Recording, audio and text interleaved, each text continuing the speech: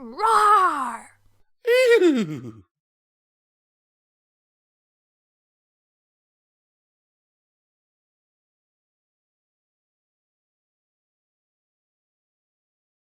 The Skyla Pseudonym by iisaw.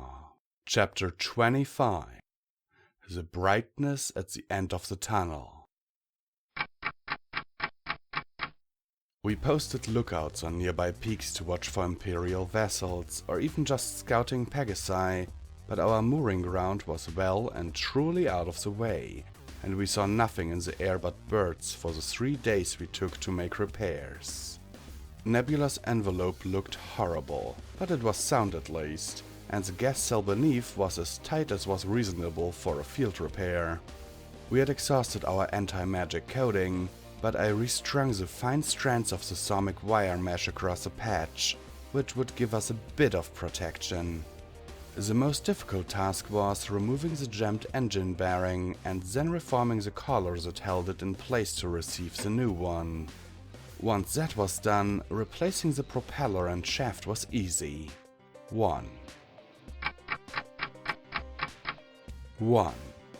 Easy but extremely messy. It was fortunate that grease and engine oil stains hardly showed on my black coat.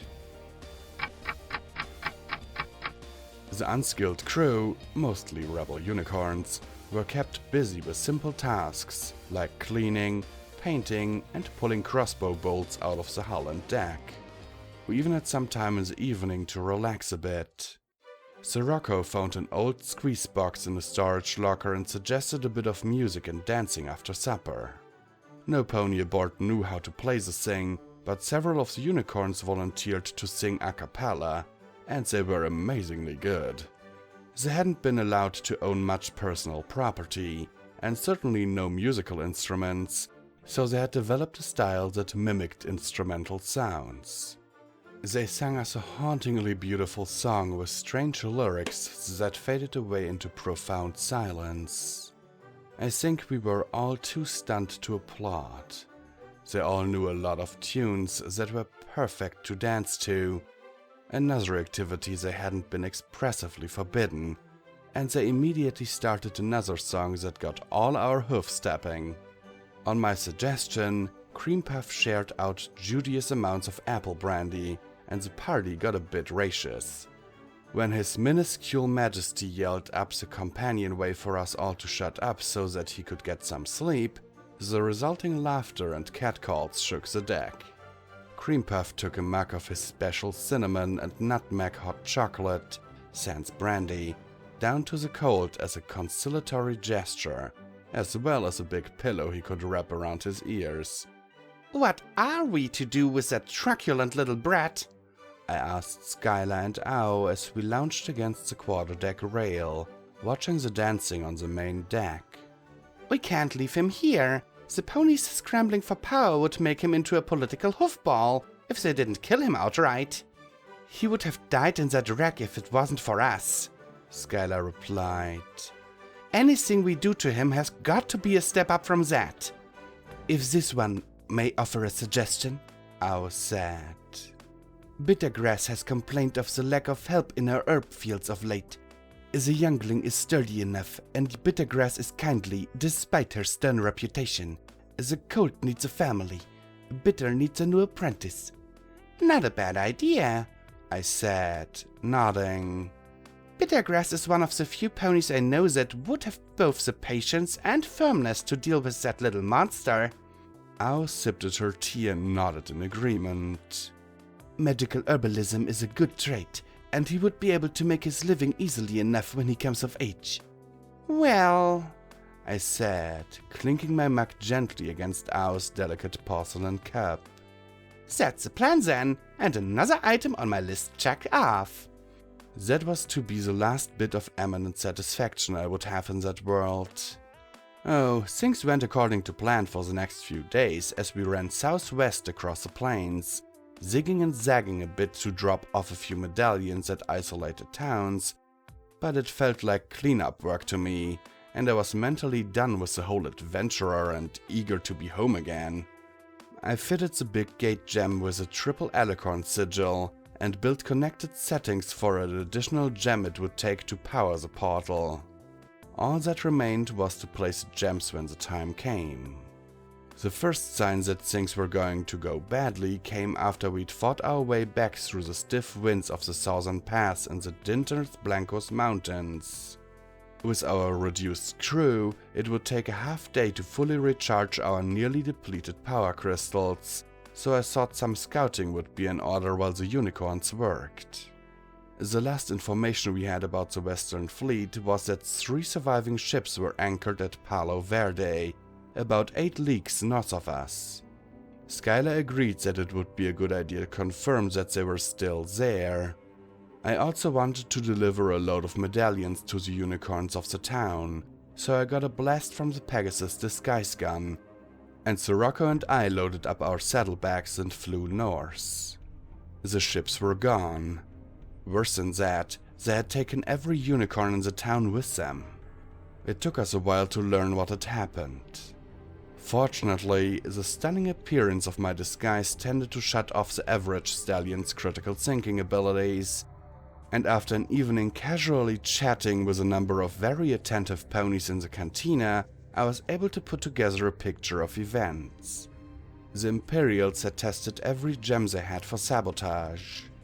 It was a pretty simple test. They connected each gem to a dismounted ship's gun with a long orichalcum cable, put the gem on the other side of a large boulder that acted as a blast shield, then just fired the gun until the crystal was depleted. Or until it exploded.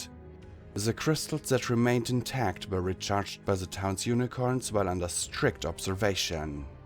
Shortly after they had finished validating the safety of their gems and topping them up, they'd herded every unicorn in the town and outlying farms into the airships and headed west. I batted my eyelashes until I thought my eyelids were going to cramp up, but no pony had any idea exactly where the airships were heading, minus some implausible lies made up to impress me. Sirocco and I discussed the news as we walked out of town. The majority opinion held by the ponies in the cantina had been that the ships would head for the Imperial base at Ursa Negro, where the new factory was being built, and use it as their base of operations.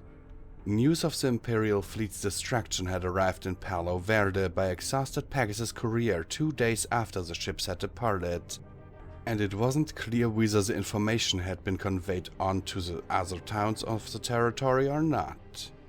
That would certainly have an effect on their plans, I said. If they know what happened at the Black Gate, they'd run at the sight of us. Otherwise, Sirocco added, we're just the pirate scum who embarrassed their governor, and they'll do their best to blow us out of the sky. Right, I nodded. So that means we had better avoid running into them to be on the safe side. And that means scouting ahead and avoiding towns, which will slow us down. From the dejection in his voice, it sounded like he was eager to get home as well. Maybe we can find some burrow pack trains to give the medallions to.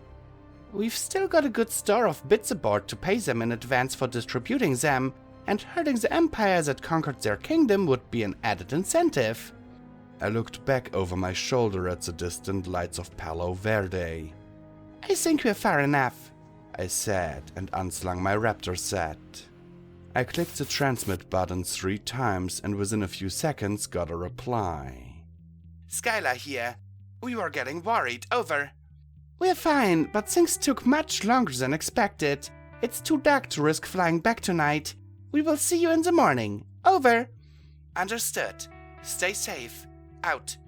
Sirocco and I found a soft sandy spot to settle in and waited for moonrise, napping in turn as the other kept watch. The moon was near new, so we didn't get enough light to make flying safe until about an hour before dawn. The nebulas tried to put a brave face on it, but it was obvious that every pony was discouraged by our bad news. After a brief meeting with Ao and me, Skyla decided that we would head for the Badlands Gate by the most direct route possible. We would distribute or dump our medallions whenever a likely opportunity presented itself. but we wouldn't risk approaching settlements that might be hosting a hostile flotilla of warships. When she announced her decision to the crew, she got a bit of surprise from an unexpected direction. Captain? Looseleaf spoke up from the crew assembled in the waist. We could drop caches of the medallions with gold and instructions on a couple of the old smuggling routes south of Rocarojas. It wouldn't be far out of our way, and that way they'd be likely to fall into sympathetic hooves. We had another quick little meeting that included Leaf. This one wonders how a mere scrap is so knowledgeable in the ways of surreptitious importation, Owl said, squinting suspiciously at the skittish little Pegasus. Professional jealousy? I whispered to Owl softly out of the corner of my mouth. Oh, the look she gave me. It's all in Flitwit's A History of the Pre-Imperial Smuggling Trade, Leaf said promptly and proudly. Skyla snorted and stamped a hoof. You guided us through a treacherous path on the strength of 300-year-old information you read in a book? She asked indignantly. Successfully guided us, I pointed out, while Leaf tried to stammer out an apology. But I had a couple of questions of my own.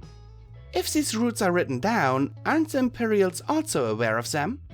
Oh, no ma'am, Leaf stammered out. You see, anything prior to the Empire is considered primitive and worthless. Most records prior to the founding were thrown away or left to decay. The copy I read was probably the last existing one. Who else might have read it? Well, if anybody else had read it, they're probably dead by now, judging by the amount of dust on it when I found it. See, I worked in the stacks at the Steel Spire archive, and it got so lonely back there that most days I poked around back in the dead shelves for something interesting to read. Her voice steadied as she warmed to her subject. That's where I found Flitwit's book. Oh, and there was this other really good one on hydraulic mining for... Okay then, Skyla interrupted her. I suppose it won't do any harm to drop crates of medallions on these trails. I'll leave you to go over the charts with Sirocco and help him plot a course. Nothing too far out of our way, mind you. We nosed around the edges of the Badlands for the next couple of days, dropping off caches of medallions with instructions and bags of bits. We could have gotten to the gate much quicker if we flew a direct course, but the confusing jumble of cracks and spires made that impossible unless we went for high altitude to get above it all. We considered that, but decided to follow the longer route we had originally come through rather than endanger our rough repairs with extreme flying. And that's why we flew right into the ambush. I don't know how they figured out where we were headed.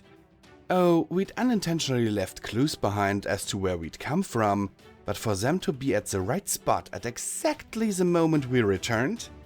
It's entirely possible that the fleet had nothing better to do and had decided to camp out on the gate in the faint hope we might return. Never discount luck, good or bad. Ao and I were up in the copula with a cluster of crystals designed to power the gate and unlock the way to Twilight Town. We were planning on flying ahead as soon as we caught sight of the sandstone arch and putting the gems in place so that Nebula could fly straight through without slowing. The first inkling we had of trouble was the sound of ornithopters behind us. We traded one surprised look and then sprang into action. I took the gem cluster and turned it sideways, shoving it as far down into the copula as it would go. There was so much power contained in the apparatus that if an enemy shot broke one of the crystals, the resulting explosion would destroy most of Nebula's upper structure, not to mention any pony nearby. Ao whistled up the quarterdeck and gave Skyla the report. I only half heard the conversation, but I could make a very good guess at the rest. If they let us know they were behind us before attacking, they are certainly waiting in front of us as well, she said. I scanned the canyon ahead of us with my spyglass and saw nothing suspicious, but I knew Ao had to be right. Yes, Captain, Ao said into the speaking tube. We can do it. Then she put the plug back in and turned to me. This one has committed us to a possibly risky course of action, Miss Nightshade. Apologies in advance. The roar of Nebula's engines speeding up confirmed my suspicion. We are rushing the gate, aren't we? Just so. Ow confirmed. We are to keep to cover and then race ahead and place the gem cluster at the last moment. Swell, I said, snugging up the chin strap of my helmet. It wasn't a bad plan. The Imperials probably assumed that we would need a lot of time to carefully place the gems and get the gate operational again. Until we did so, we'd be bottled up, a stationary target for them to leisurely blast away at. I called the quarterdeck with a bit of maneuvering advice, then hunkered down to wait. It wasn't long. The instant after the first shots slammed into us, Sirocco gave her full fins down, and Nebula's nose rose like a whale breaching. The enemy was unprepared for an airship to make such an abrupt maneuver, and their second volley went low, with only a couple of shots hitting us near the keel. We could see two of their ships then, moored in little side canyons with a network of cables holding them steady in the narrow space. They had even unshipped several of their main guns and placed them on the canyon's rim to provide a better field of fire. The gunners elevated their barrels, and Ow and I instinctively grabbed for hoof holds. Sirocco didn't disappoint us. Just before the enemy fired again, he cranked the fins full up and Nebula suddenly headed for the center of the planet. Cannon fire crackled just over our heads, and we heard a great tearing noise as the top of our tail fin was blown away. We peered forward, hoping to get a glimpse of the gate. Our elation at spotting it was tempered by the sight of the largest warship moored almost directly beneath the great stone arch. Her forward gun turrets were aimed straight at us, and she had one on top of her envelope as well. Up! I yelled through clenched teeth. Up, up, up! Sirocco couldn't have possibly hurt me, but he knew his business. Nebula's fins swooped down, the starboard one actually scraping the wall of the canyon, and we leapt upward again. The big warship's main guns tracked us and fired. Nebula's hull shook from the heavy impacts that hit her somewhere beneath her bow, and then everything went to Tartarus. It wasn't until well after the battle that I realized what had happened. The warship's copula gun must have tracked us as well, firing on the order of the gun crew's officer. But as we rose, the higher gun's aim had intersected the stone archway, and when it had fired, the full blast went directly into the stone at the apex. Right where the power crystals were designed to fit. Portal magic operates within an extremely narrow range of variables. Usually, if everything isn't exactly right, nothing happens. Almost always, if something goes wrong but the portal still operates, it merely leads to somewhere unintended and possibly unpleasant. In rare and appalling instances, the magic runs out of control and very bad things happen. Any pony who witnesses little flickering rainbows of light at the edge of an interdimensional gate is strongly advised to shut it down immediately, or failing that, flee as quickly as possible. We were a long way past the typical little warning signs of an unstable portal. The chromatic aberrations ringing the arch were lancing outward in hissing flares. If that wasn't bad enough, what appeared to be rips in the sky opened up, revealing vistas of other worlds. There's no point in giving advice for such a situation, because that's the buffering structure of the multiverse tearing away, removing the natural boundaries between universes. Unless there is a magically powerful expert present to immediately repair the damage, such an event usually results in the utter destruction of all the universes so exposed.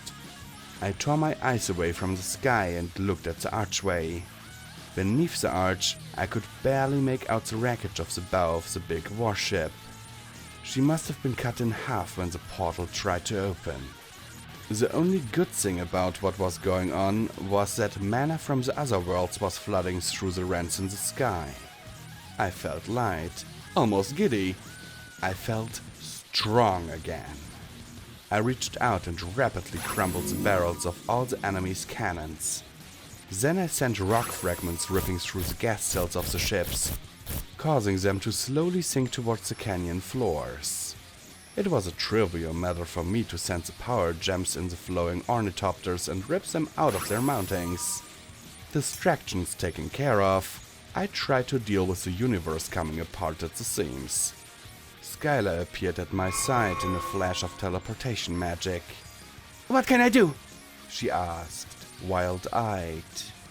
Unable to give her a short course in repairing the fabric of the lumiferious ether, I told her to collect as many of the unicorns from the warships as possible. The staccato pops of her teleportation magic and the startled whinnies of surprised ponies became a background beat to the ghastly rippling noise of the world coming apart. I struggled with the tears in the sky, managing to halt the spread of the damage and slowly, ever so slowly, reversing it. As they closed, another problem cropped up.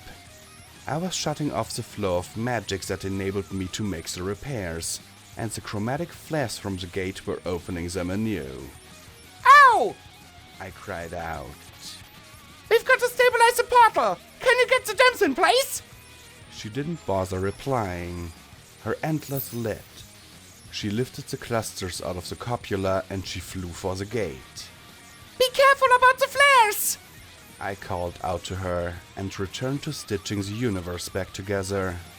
I focused on the rifts again, barely able to keep them from growing until there came a loud crackle of energy from the portal and the destructive influence of the chromatic flares disappeared. I braced myself and poured all my strength into a sealing spell that hit the remaining holes all at once. They closed. I could feel the mana leaving me as they shrunk to tiny points and then disappeared entirely. I dropped to the deck with a gasp. We did it! Skyla stumbled over to me. I think I got them all. I hope so. I can't teleport anymore. She leaned down and gave me a nuzzle. Then she looked up and asked, Where's Ow? She's... I looked at the gate. The gems were in place, glowing softly. The surface of the portal was a smooth, shimmering plain. Ow was nowhere to be seen. Ow! I rapidly scanned the empty sky and screamed, Ow! Skyla said something, but I really don't know what it was. I was already up and over the forward cowing of the copula and flying for the gate. When I cleared Nebula's nose, I could see on the canyon floor far below the body of my friend. I folded my wings and streaked downwards, hitting the sand way too hard and stumbling to her side. Ow! Ow! One side of her body was horribly injured, burned and blackened by magical energy. She moved and groaned, turning her head to look at me with pain-dulled eyes. She took in a shaky breath. So it has come. She broke off with a sharp hiss of agony. I lit my horn and based her side in the strongest pain-relieving spells I knew. Don't talk. I'll get you aboard. We'll get you some help. Skyla landed beside me then, and it was a very good thing she did. I was so exhausted, I doubt I would have been able to levitate Ow aboard myself. Together we managed it. Though we tried to be as careful as possible, she cried out several times on the way up. Each moan and gasp tore at me like a knife. As soon as we had her safely aboard, Skyla charged for the quarterdeck, shouting for Sirocco to get us through the gate. We'll be home in a minute or so, I said as I knelt beside her. I'll get you to the hospital. You know Dr. Snapdragon. She can fix anything. She looked up at me and shook her head slightly. We both knew that adventurers seldom die in their beds, do we not, my friend? Ow, But her eyes closed and her head slumped to one side. And that's when everything stopped. Nebula shuddered to a halt and everyone but me froze in an aura of stasis magic. What? I leapt to my hoofs, and there, gliding over the stern rail in a shimmering suit of golden armor was me. Her feathers were much lighter than my usual color, a shade of lavender so light it was almost white, but I knew who she was. Beyond her, Spike, a spike perched on the canyon's edge in an equally polished set of plate. She flipped back her visor to reveal a pale face and cold expression. Bright 37, She said. what is your designation? Not now! I screamed at her.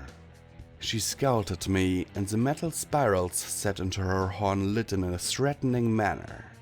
I am Bright 37. She repeated, tapping the front of her chest. Sure enough, it was engraved into her pectoral, followed by a string of symbols I couldn't decipher. But there were a couple of other things there that made perfect sense to me.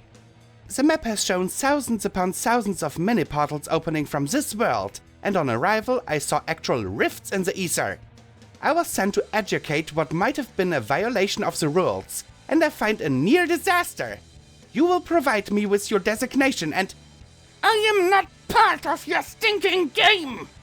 I growled at her, stalking forward. I want nothing to do with that insanity, so release my ship right now! She looked down at my pectoral and frowned. Then some fine lines of force sprang from her augmented horn and played over the surface of the portal. A glowing, three-dimensional map appeared in front of her and she studied it carefully. Unclaimed, unscored, but still within the boundaries. Interesting. I'm afraid I will have to... She trailed off as I approached with my teeth bared at her. Oh, please! What are you going to do? You're not even powered. Your magic won't even... She was right. My magic wouldn't. But my hoof sure did. The left snap kick caught her right under the chin and rocked her head back violently. The right thrust kick that followed instantly afterward hit her directly on the starburst medallion that seemed to be floating above the surface of her pectoral, and a dimensional portal vortex blossomed around her. I flipped myself backwards to avoid being sucked in and only lost the last third of my tail. There came an angry roar from the cliff top above me. I had forgotten about Spike. Again. He swooped down on the ship, green fire churning in his open maw. I leapt to the rail and shoved aside a frozen unicorn that had been operating a launcher, then swiveled the weapon to bear on Spike and pulled the release lever just as he began to breathe out. The shot hit him directly in the chest. Thank the stars for standardization. The weights on the net package had hardly begun to spread out before they slammed into the big starburst medallion on his armor. The portal that yanked him back to his own universe generated enough somatic spill to rock Nebula beneath her envelope, and it knocked me off my hoofs. I scrambled up and popped Skyla and Sirocco out of their stasis spells. The rest could wait. Get us through the gate! I yelled as I ran for the stern and leapt into the air. I dispelled the stasis line that had locked Nebula's keel to the ground and flew upward until I could get a good look at the top of the arch. I knew my little trick on the bright sparkle wouldn't slow her down for long. She'd be back. We might be gone by then, but she knew the coordinates of our world, and with the 3 alicorn sigils set into the gate, she could easily come through after us. And she would be very, very mad at me. I had to remove the sigil. Oh sure, there were probably hundreds of unused parachute medallions lying around the Empire, but she didn't know about them yet. And that would give us time for the final refugees to arrive before we changed the lock on our world. I scanned the desert below and selected a rock about the size of my head. I lifted it high in my magic, grunting with the effort, and flung it into the shallow arc. I watched it for a second to determine if it was on course, and then gave it a little corrective nudge. Perfect. I landed on Nebula's starborne horizontal tail fin and continued to watch the rock arc downward towards me. I glanced behind me to where Nebula's envelope was vanishing into the surface of the portal. It was going to be close. The best way to remove the sigil was to remove the gem it was attached to, and the best way to remove a highly charged magical crystal was to put a big crack in it. It would remove itself, and most of the big sandstone arch with it. The rock descended, and I realized with dismay that Nebula wasn't going to quite clear the gate before it struck.